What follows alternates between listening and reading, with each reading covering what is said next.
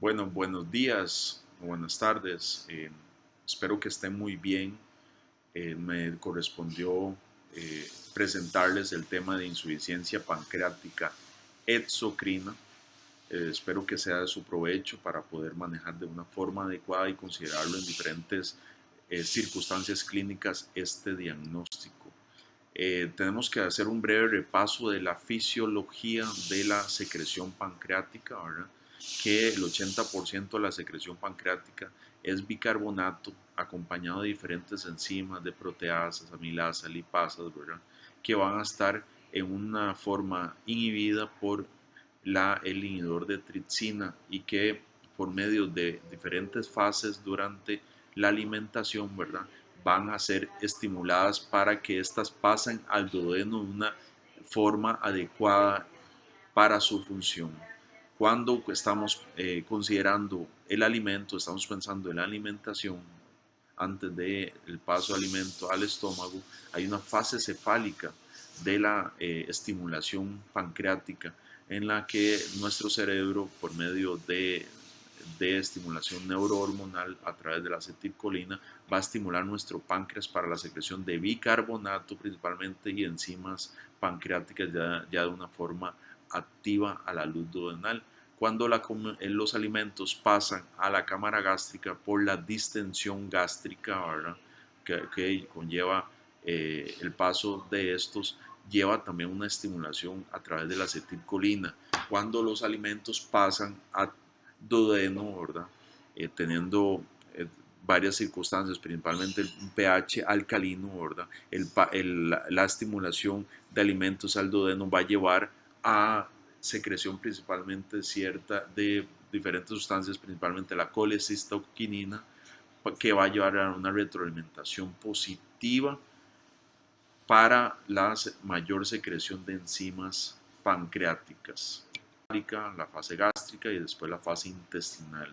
Teniendo en cuenta esto, podemos determinar diferentes circunstancias clínicas que nos pueden llevar a insuficiencia pancreática exocrina. Cuando tenemos específicamente una enfermedad en el páncreas, va a existir una reducción en la capacidad del páncreas en la síntesis de estas enzimas o en su liberación por mecanismos obstructivos del conducto pancreático.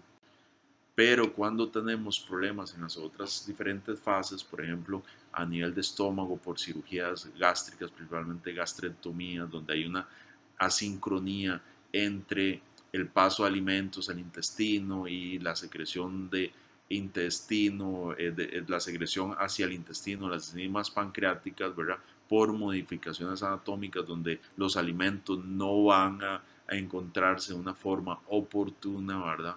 Con las enzimas, puede haber insuficiencia pancreática explicado por otros mecanismos, ¿verdad? Esto llevado por una sincronía, ¿verdad? Por ese motivo, o cuando existe una enfermedad del intestino delgado y se inhibe, ¿verdad? Esa fase intestinal que hablamos, ¿verdad? Que es importante, que lleva una retroalimentación positiva, ¿verdad? De la secreción de enzimas pancreáticas.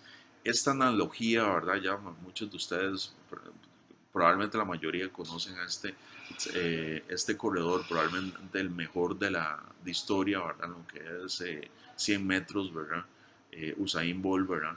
Y esta analogía la utiliza frecuentemente un profesor, ¿verdad? Que es una eminencia en esta parte de insuficiencia pancreática, probablemente en uno de los centros donde estudian más esto, que es el doctor Enrique Domínguez, y él consideraba que deberíamos considerarlo, deberíamos tenerlo así en cuenta, ¿verdad? Que el corredor, ¿verdad? Es el páncreas, que es el principal, ¿verdad? En esta carrera de la digestión, ¿verdad? Y que puede haber enfermedades que afecten propio el páncreas y que no lleve a una carrera de la digestión adecuada. Pero también puede existir ciertos factores, ¿verdad? Ajenos al páncreas que conlleva que ese corredor que es el páncreas, ¿verdad? Principal, no tenga una carrera de digestión adecuada, ¿verdad? Por factores externos, ¿verdad? Sea principalmente a nivel de intestino, ¿verdad? Por una enfermedad de intestino delgado que lleva a una reducción de la colecitoquinina reducida, un pH ácido duodenal por un aumento de la secreción ácida, ¿verdad? O que exista una modificación anatómica quirúrgica del intestino, ¿verdad? Como en las gastrectomías, principalmente en la gastrectomía virus 2. Y esto, la analogía es que esto podría explicarse o podríamos verlo como baches que tiene ese corredor que es el páncreas, ¿verdad? Para poder completar con esa carrera la digestión. Espero que esa analogía le sirva y lo tengan en cuenta en su práctica clínica y lo explicaba muy bien en varias oportunidades que tuve de llevar un curso con el doctor Domínguez, ¿verdad? Con respecto a esa insuficiencia pancreática exocrina primaria, ¿verdad? O secundaria por otras afecciones que no afectan directamente el páncreas. Entonces, podemos plantearlo de esta manera. La insuficiencia pancreática exocrina se puede deber a una secreción pancreática reducida, ¿verdad? Por enfermedad del páncreas, por una secreción de colecistoquinina reducida, ¿verdad? Que es un estimulante muy importante para la secreción de enzimas pancreáticas por enfermedades duodenales, o que el ambiente del duodeno no sea adecuado para esas enzimas y no tenga una activación o una función adecuada, ¿verdad? Con los alimentos, cuando un pH del duodeno es ácido, ¿verdad? Por una hipersecreción gástrica o que el páncreas tenga una insuficiencia en la secreción de bicarbonato, ¿verdad? O que haya una alteración en la anatomía y que los alimentos, ¿verdad? Tengan una sincronía, ¿verdad? Al paso al intestino y que no haya un encuentro adecuado con las enzimas pancreáticas, con modificaciones, por ejemplo, una gastrectomía con una gastroenteroanastomosis virus 2, ¿verdad? Ejemplos de insuficiencia pancreática primaria, ¿verdad?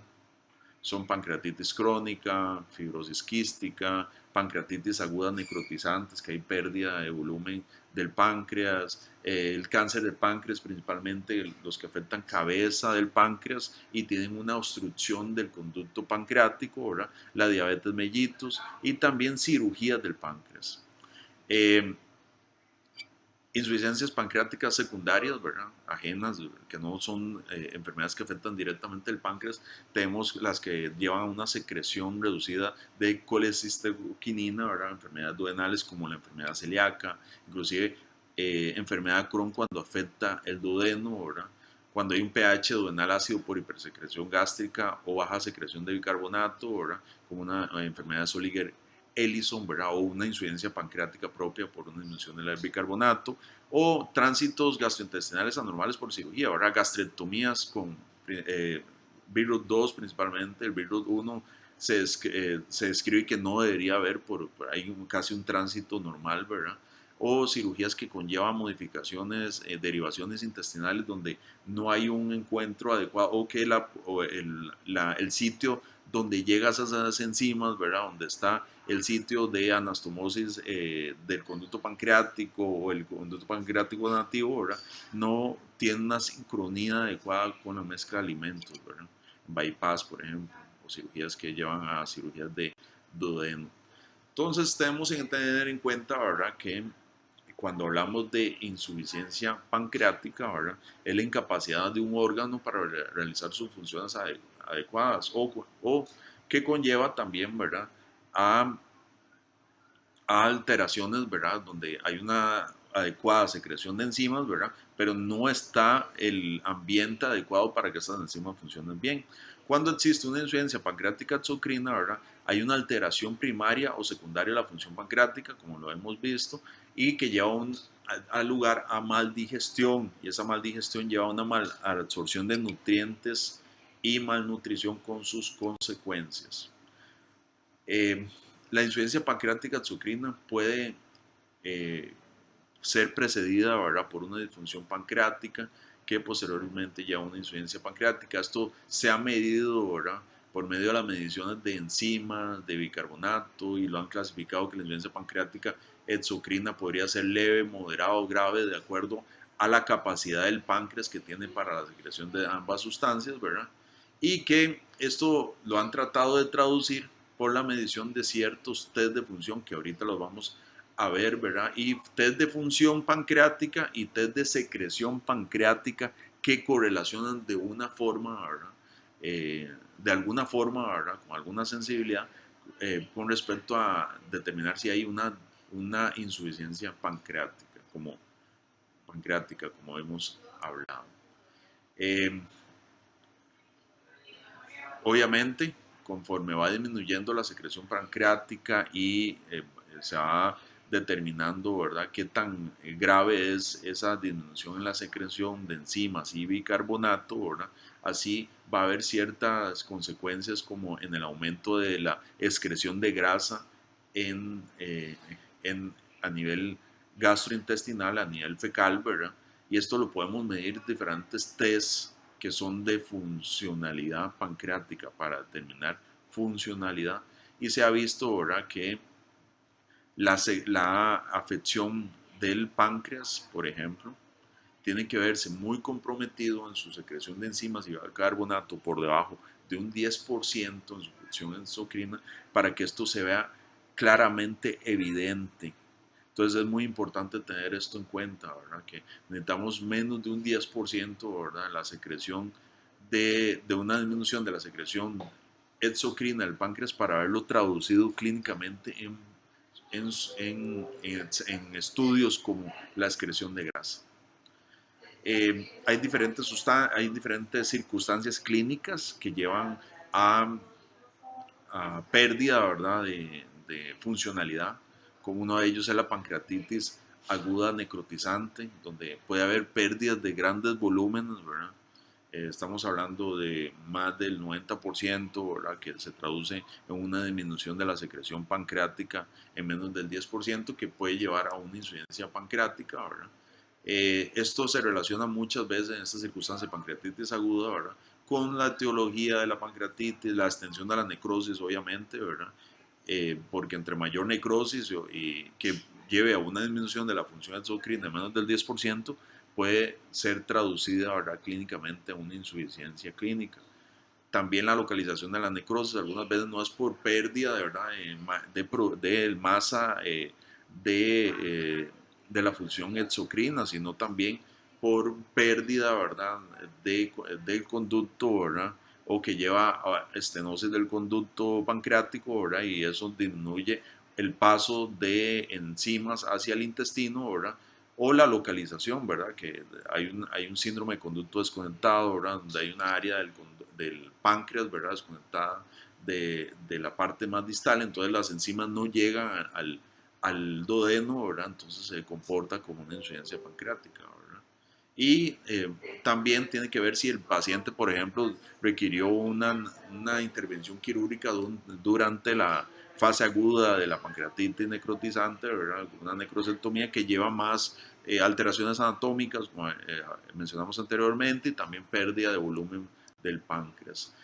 Con respecto al cáncer, ¿verdad?, de páncreas, también es una circunstancia que lleva a insuficiencia pancreática exocrina, principalmente aquel cáncer que está localizado en cabeza del páncreas y que conlleva también obstrucción del conducto pancreático del Wilson por obstrucción, ¿verdad?, del paso, igual como en la pancreatitis necrotizante, de las enzimas al duodeno.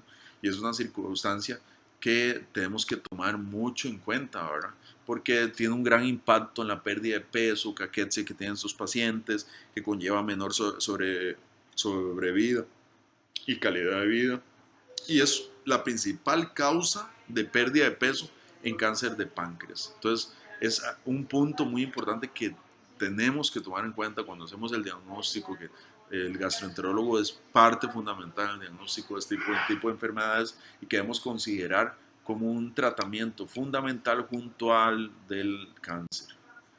Eh, Se han hecho estudios, ¿verdad?, en lo que es cáncer de páncreas e insuficiencia pancreática exocrina asociada, y se ha visto, ¿verdad?, que los test que miden secreción pancreática están completamente reducidos, como en el estado fecal, y se ha visto una correlación que lleva a un peor pronóstico en estos tipos de pacientes, ¿verdad? La misma insuficiencia pancreática con la metástasis y las consecuencias de malnutrición son factores independientes asociados a una mala sobrevida, ¿verdad?, y que la insuficiencia pancreática exocrina impacta de manera negativa sobre la calidad de vida en estos pacientes con cáncer de páncreas. Esto es muy importante tenerlo en cuenta. Eh, Algo para reforzar más esto, para que no lo tengan siempre en cuenta, ¿verdad? Cáncer de páncreas, principalmente en cabeza, lo que lleva a una obstrucción del conducto pancreático, lleva intrínsecamente una insuficiencia pancreática exocrina, que eso como consecuencia lleva pérdida de peso, caquexia, malnutrición, disminución de la sobrevida, mala calidad de vida y mala tolerancia a la quimioterapia. Entonces tenemos que actuar sobre este tipo de circunstancias. Como hablamos, enfermedades que afectan principalmente intestino delgado, endodeno, ¿verdad? Como la enfermedad celíaca, ¿verdad? Es causa, ¿verdad?, de disminución de la secreción de colecistoquinina, ¿verdad? Y con ello insuficiencia pancreática exocrina, y lo debemos considerar principalmente en aquellos pacientes que ya le estamos dando restricción de gluten y el paciente sigue con síntomas, y esto tenemos que considerarlo como una terapia ayudante, principalmente al inicio del manejo de este tipo de pacientes. Es muy importante tenerlo en cuenta, ¿verdad? Un tratamiento ayudante en enfermedad celíaca. También hablábamos de trastornos, ¿verdad? Anatómicos, principalmente por cirugía, ¿verdad? Que llevan a cambios en el vaciamiento gástrico, inclusive cambios en el paso, una sincronía, ¿verdad?, entre el encuentro de los alimentos con las enzimas pancreáticas, ¿verdad? Cambios en la posición del duodeno que lleva también a una disminución de la secreción de colecistoquinina, ¿verdad? Y esto lleva a una insuficiencia pancreática exocrina, ¿verdad?, secundaria, ¿verdad?, que no consideramos con frecuencia. Entonces tenemos que tomar en cuenta este escenario de insuficiencia pancreática exocrina por un tránsito gastrointestinal anormal, principalmente en alteraciones por BIRUT2 principalmente, y otro tipo de derivaciones intestinales.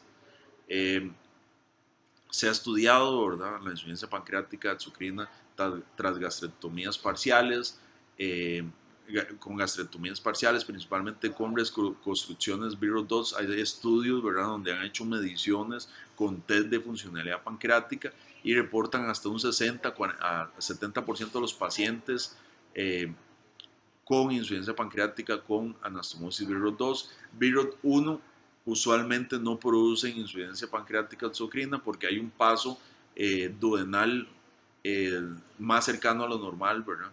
Y los pacientes con gastrectomía total, prácticamente todos los pacientes tienen insuficiencia pancreática exocrina según los estudios, ¿verdad?, realizados en este tipo de pacientes.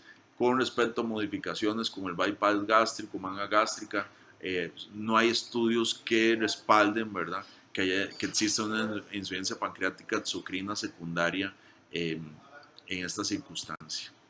¿Cuáles son las consecuencias de la insuficiencia pancreática exocrina después de haber considerado las posibles causas? Lo que llaman nutrición, esteatorrea, bajo índice de masa corporal, otros síntomas de maldigestión con malnutrición. Para nadie es un secreto que a nivel de seguridad social no tenemos test que midan secreción pancreática ni tampoco funcionalidad pancreática. Entonces hay ciertas circunstancias que debemos considerar como de alta probabilidad de que tengan insuficiencia pancreática exocrina, y no tenemos que dudar iniciarle tratamiento a sus pacientes.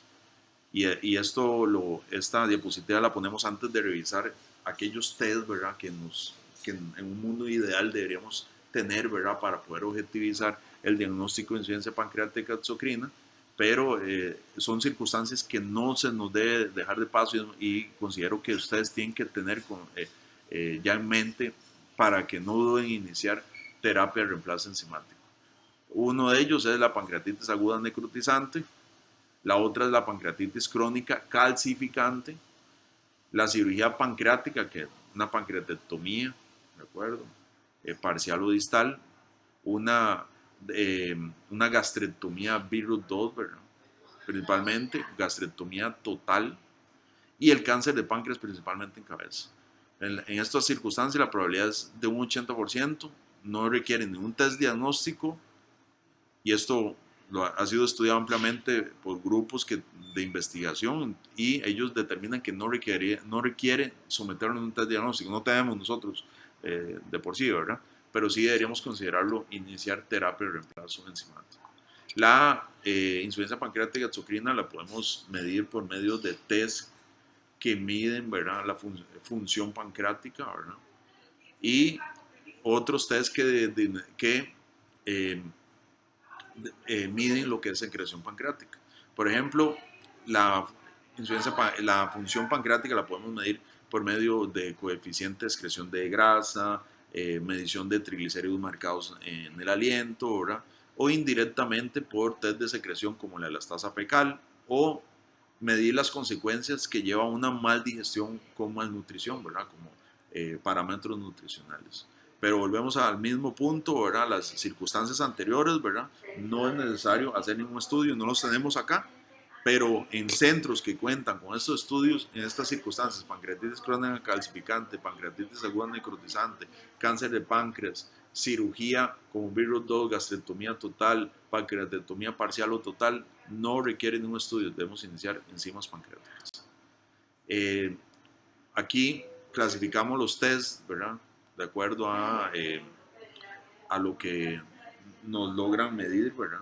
Principalmente aquellos que miden funcionalidad pancreática, coeficiente de absorción de grasa, con test de aliento, ahorita lo vamos a revisar, que es con triglicéridos marcados, coeficiente de excreción de grasa por medición de grasa en las heces, el de secreción pancreática, que es la parte con el estasa fecal, ¿verdad?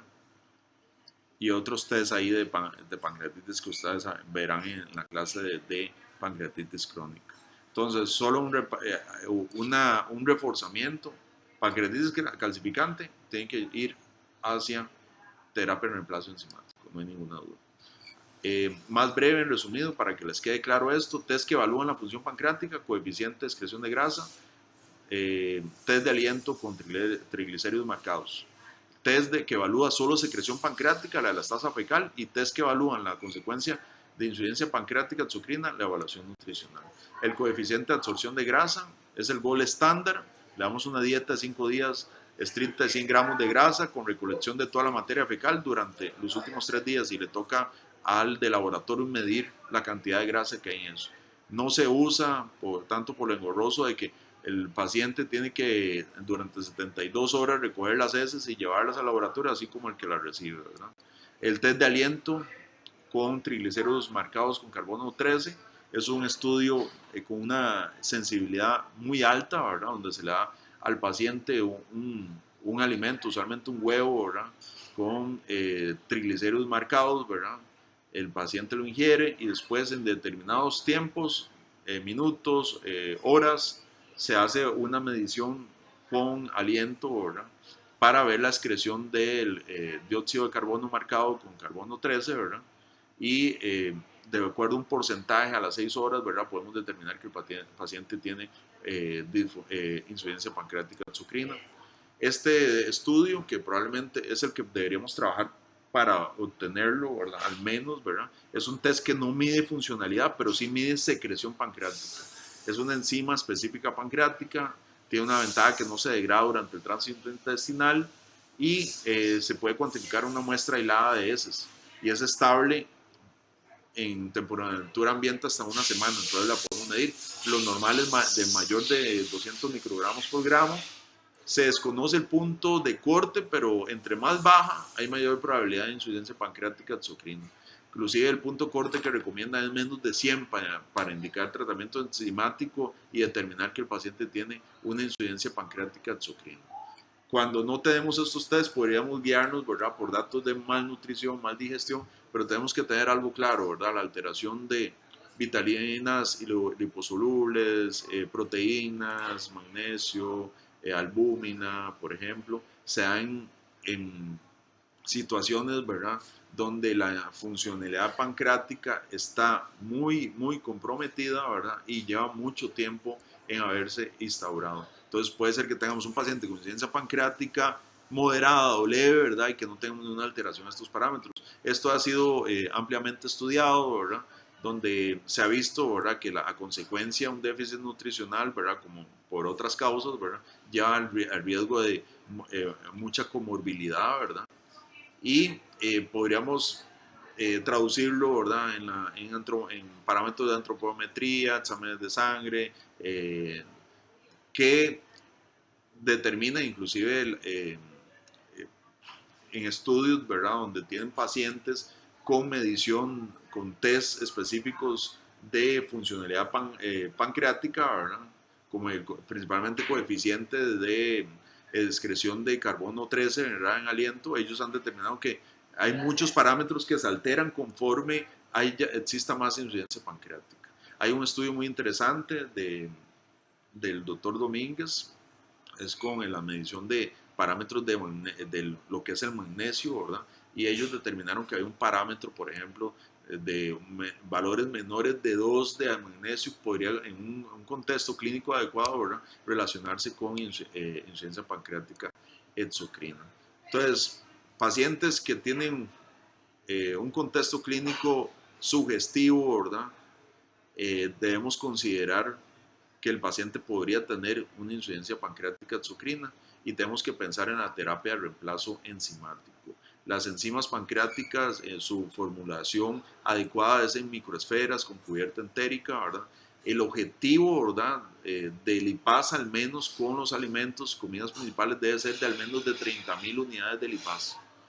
Y tenemos que tratar de simular la liberación adecuada de estas enzimas y en el momento adecuado, ¿verdad?, estas enzimas durante las comidas. Entonces el paciente tiene que ingerirlas durante las comidas, ¿verdad?, no antes ni después, sino durante, para tratar de simular esta fisiología de las enzimas pancreáticas. Usualmente es de lipasa solo se liberan entre 360.000 a 700.000, ¿verdad?, unidades. Esa es la secreción normal de lipasa, ¿verdad?, fisiológicamente, pero lo que tenemos que es al menos administrarle 30.000 unidades de lipasa, ¿okay?, para poder disminuir y corregir esa insuficiencia pancreática. El tratamiento es oral, ¿verdad? En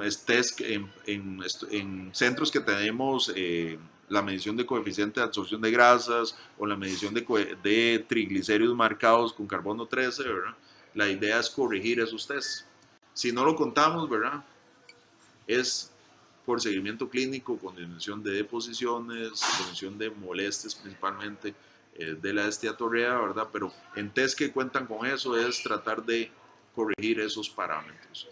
Si hay afección de los parámetros nutricionales, ¿verdad?, con índice de masa corporal, albúmina, colesterol, magnesio, podremos usarlo como parámetros. Entonces, el tratamiento de enzimas pancreáticas, no usarlos solamente durante comidas principales, sino acuérdense también durante las meriendas, ¿verdad? La eficacia de la sustitución enzimática, el reemplazo enzimático está completamente demostrado, ¿verdad?